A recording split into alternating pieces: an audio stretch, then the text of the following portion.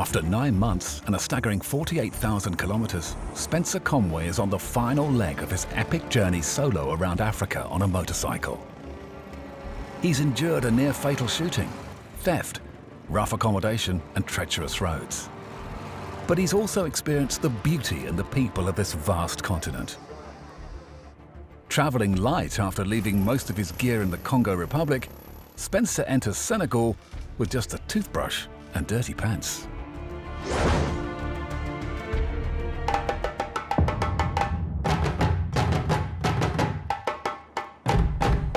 Just arrived in Senegal about 10 minutes ago, and surprise, surprise, the national highway marked on the Michelin map as a tarred-sealed road is, voila, a dirt road full of corrugation. After crossing the border at Medak, Spencer's route through Senegal will take him to the capital Dakar for bike repairs and visas. From there he hopes to travel to Saint Louis and then on to the Mauritanian border crossing at Rosso.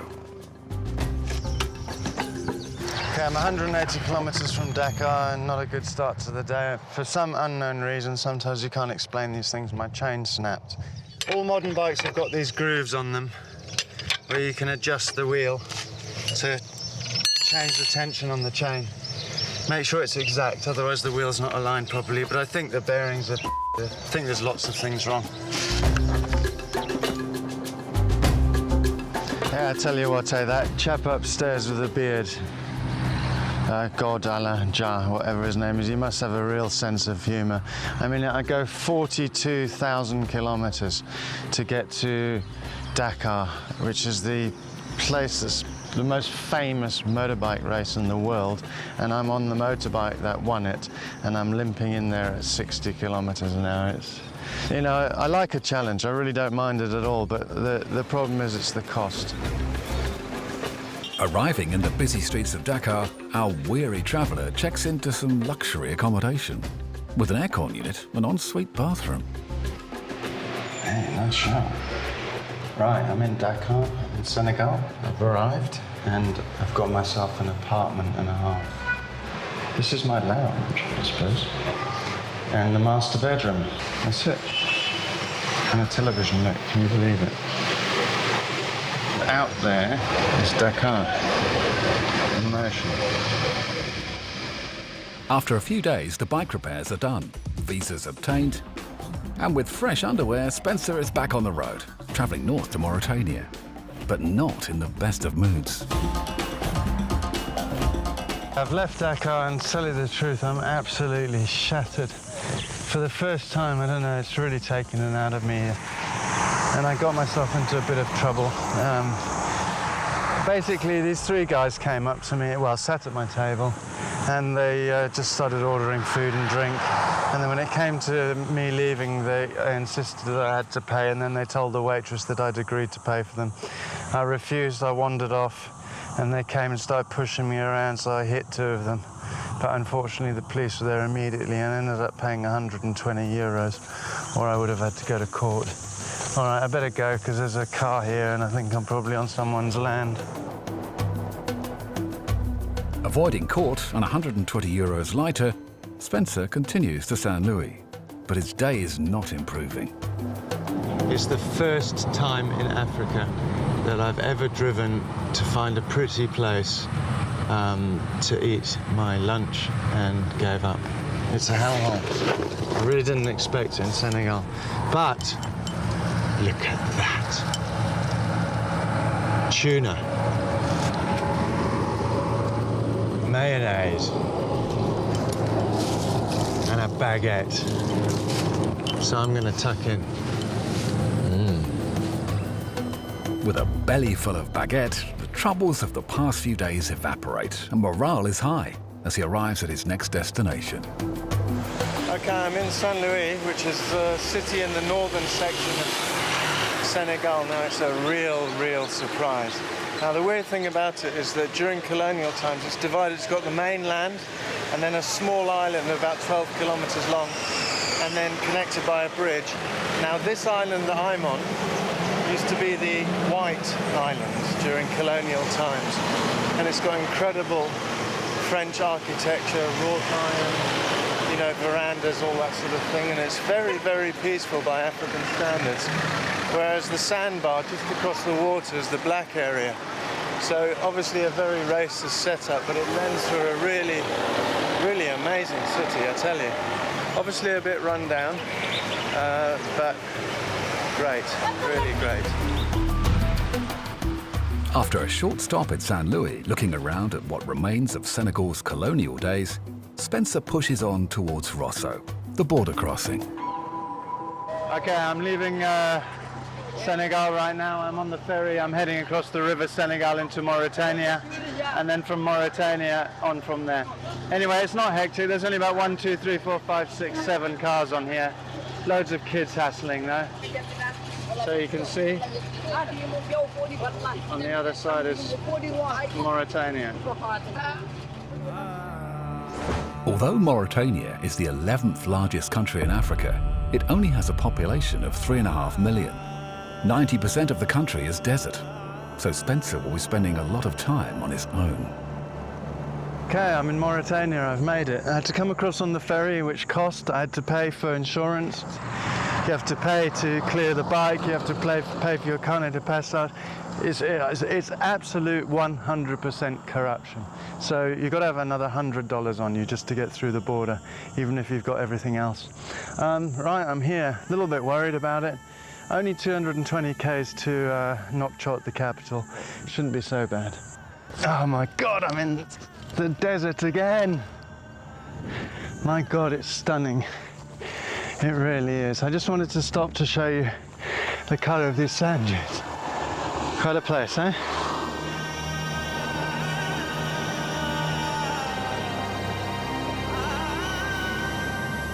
Yeah, Mauritania is a strange place because it's the only sub-Saharan African country that's Islamic, and also it's the only country in West Africa that is run by nomads, because in other countries nomads are often looked down upon, but here they're the majority, so they call the shots really. So they've got Sharia law here, so I've sort of toned down a little bit.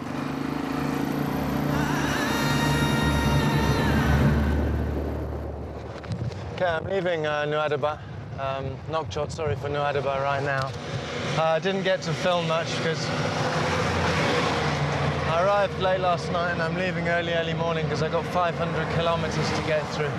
The city was built in the 60s to become the new capital, so it's one of the newest sort of capitals in the world, but it doesn't have any character. Travelling through this vast emptiness, not knowing where his essential fuel and water sources will be, Spencer takes precautions by packing extra litres.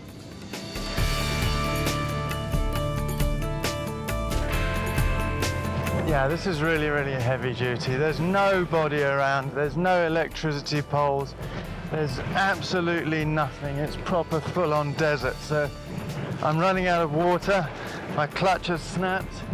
This is incredible. My heart is racing. If the bike doesn't start, I don't know what I'm gonna do. I'm gonna give you a last view and then I'm just gonna really hit it, because I don't feel very safe.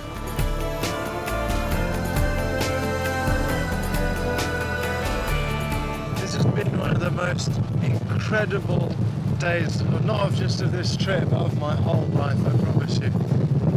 It's absolutely magical, this place, magical. I've been constantly sandblasted. Libya, Egypt and those kind of places, they've got villages along the way and such like, but here it's just nothing.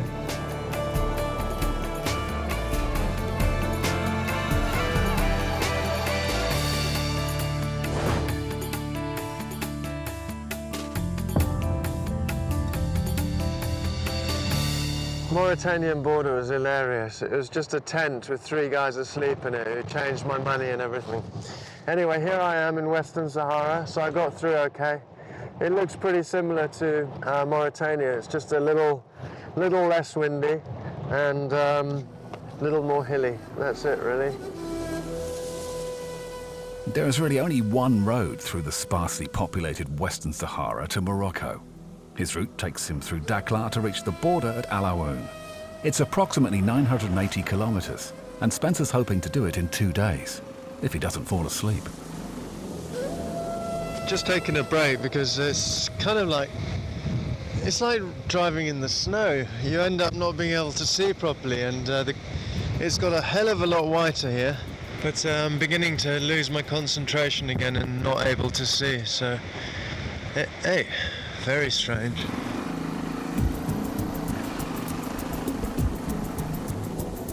Okay, drove 840 kilometers today, just in time because the sun is going to go down soon. I came to the outskirts of a town, well, not really a town, it's still in the desert, but this guy let me stay in his warehouse. It's sort of a yard, not very good because the ground is rock hard, so I just had to make do, so I've used the bike really. And I'll probably be heading to Agadir tomorrow. Could do this in the morning, but it's just on my mind at the moment. I've just been thinking about what have I achieved, you know? What has it done? Is it the most selfish thing in the world? I know I've brought this up before, but I mean, what this hasn't done my children or my girlfriend any good. Oh, it's just so difficult. I mean, I've left them for 9 months. I've been on the road for nearly 9 months now, and I just hope something comes out of it. I absolutely love Africa and I love motorbikes, so I've just got to go down that route. I'm just blithering on.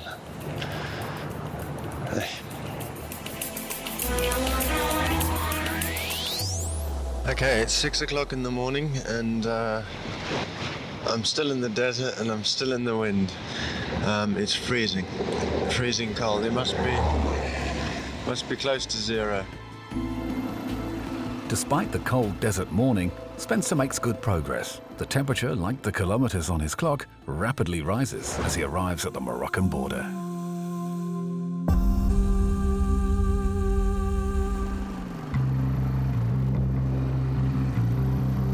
Got out of the desert, but I'm still in the shadow of the Valley of Death. Went into the pharmacy in the town just back there. He said we checked up, it's 50 degrees bang on dead on his thermometer, and that's an outside thermometer in the sun. But anyway, so this is what the road looks like. So it looks like I'm heading off. Check out this lovely old blue Mercedes. They've all drive Mercedes, by the way.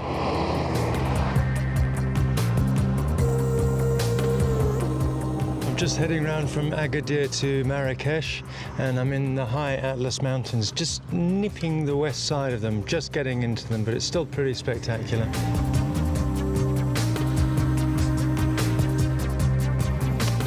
If you're planning a trip to Africa, but you don't want all the hassles of Africa, then Morocco's a good option. There's a difference between touring and adventure motorcycling. Adventure motorcycling is where you're dealing with hardcore stuff, with the elements, with bureaucracy. I mean, in these kind of areas we're in now, where it's touring, you've got good tar roads, good communications, good road signs. It's only when you go into Mauritania and other places around there that it becomes adventure riding. And how much adventure riding depends on you as well.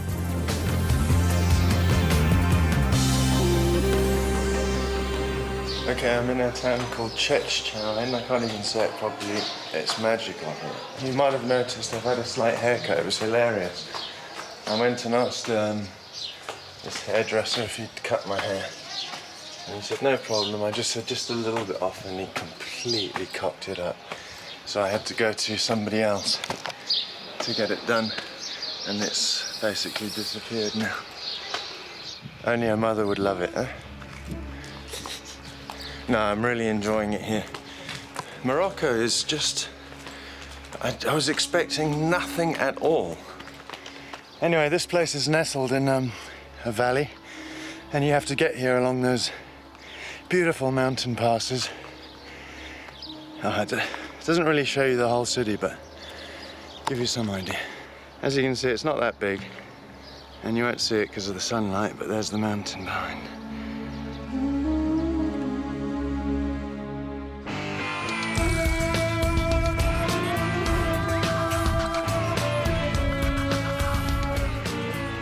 I'm outside a town called Kenitra, and you can guess what it's famous for. I just thought I'd get in touch with my bees, with my feminine side.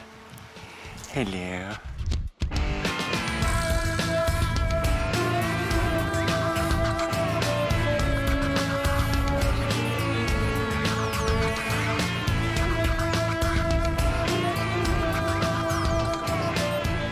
Okay, I've been travelling about 250 days, maybe a little bit longer. I've sort of lost track of that, but I've come to quite a serious point now. I'm leaving Morocco, which is in the background, so I'm actually off African soil right now. So feeling quite depressed, but still got Spain and France to get through, so the trip isn't finished.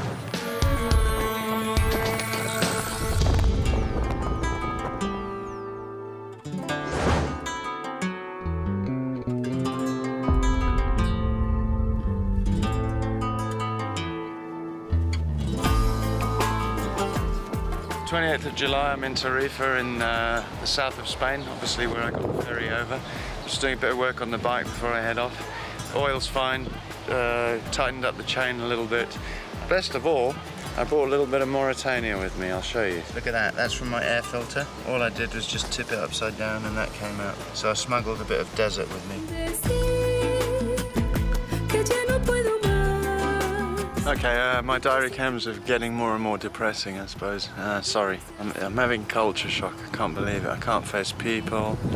I'm going to find this a lot more difficult than I thought. I thought the trip was going to be the difficult bit, and when I'd done it, I'd be all happy and yay, first person to circumnavigate Africa, but it hasn't worked out like that. I'm getting more and more down the more north I go. Everything that you take as normal disappears when you're traveling in these sort of places. But I love them. I love these places. Oh. Okay, I'm going to stop now until I've got my thoughts together.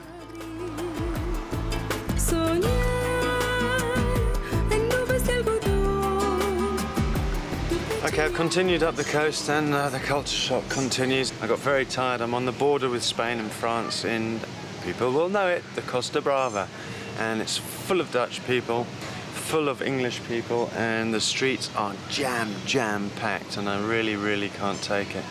I expected a big epiphany and life-changing experience, and it's exactly what has happened. Right near the end of the trip, I've realised what it's all about, and I can't face telling you right now. Tomorrow I shall give you my big philosophical speech, because I'm a different man.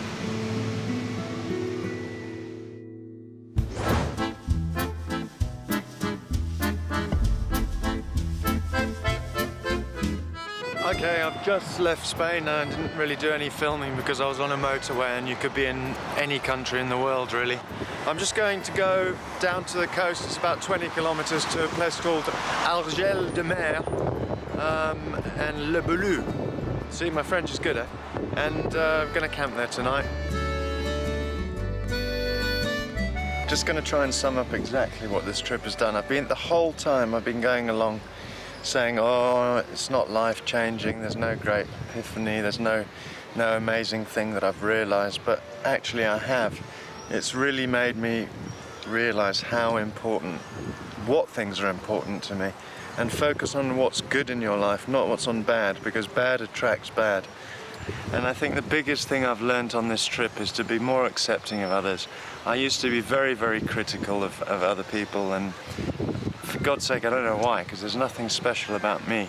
I'm going to try my best to be good to people and to not be self-centered and conceited. And yeah, it's so important to realize that every single person is different, completely different. After Spencer's emotional breakthrough, he mans up once more, gets off the beach and finally heads for home. But France has an unexpected bite, creating one last ordeal. I find it quite hilarious. I've been all the way around Africa and I go and get stung by a bee.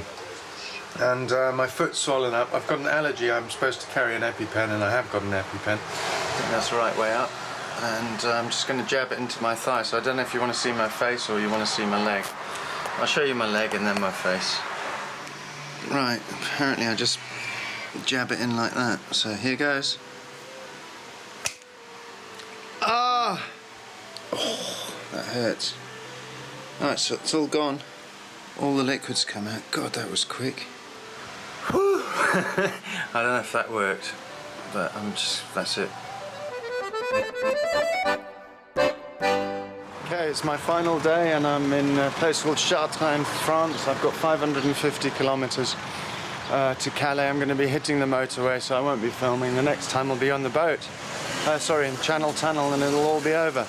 I said I was going to be limping home. I was talking about the bike and my equipment and everything, but I suppose it's fitting that I'm literally limping home. I couldn't get my boot on, so don't laugh. That's how I'm travelling.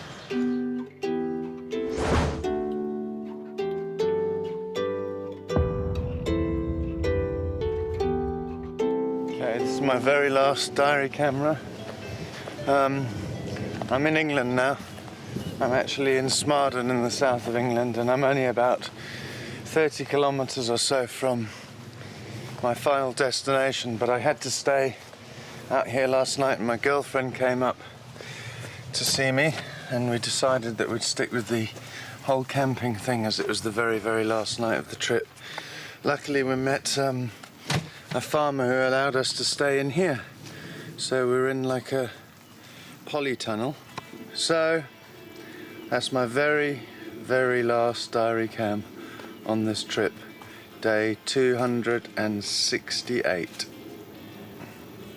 See you, man.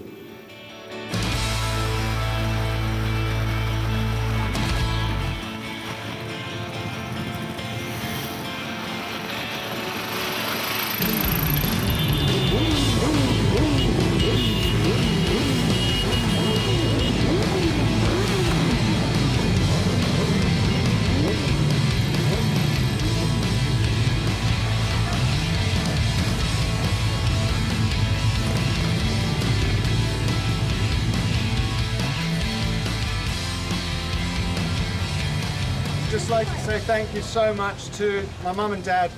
Non-stop work, absolutely non-stop work. And thanks to my girlfriend and my kids for waiting for me. And thanks to all of you guys for everything. Cheers. I was so excited when he was coming, and there was so much suspense and everyone was just waiting, and then he came around the corner. It was an amazing entrance and all the bikes just came, and it was a really emotional moment. The major worry for me was the fact that he would go too fast, go around the bend, come off his bike, hit a tree and get injured. It sounds like an awful thing to say, but I wasn't really that worried. Of course, I was panicking after the shooting, particularly in a couple of other instances. I know pretty well what I think he's capable of doing, and I thought if anybody could, I think Spencer could have a shot at it. Amazing. I don't want to steal your thunder, but how much have you to date managed to raise for Save the Children? 26,166. Brilliant, well done.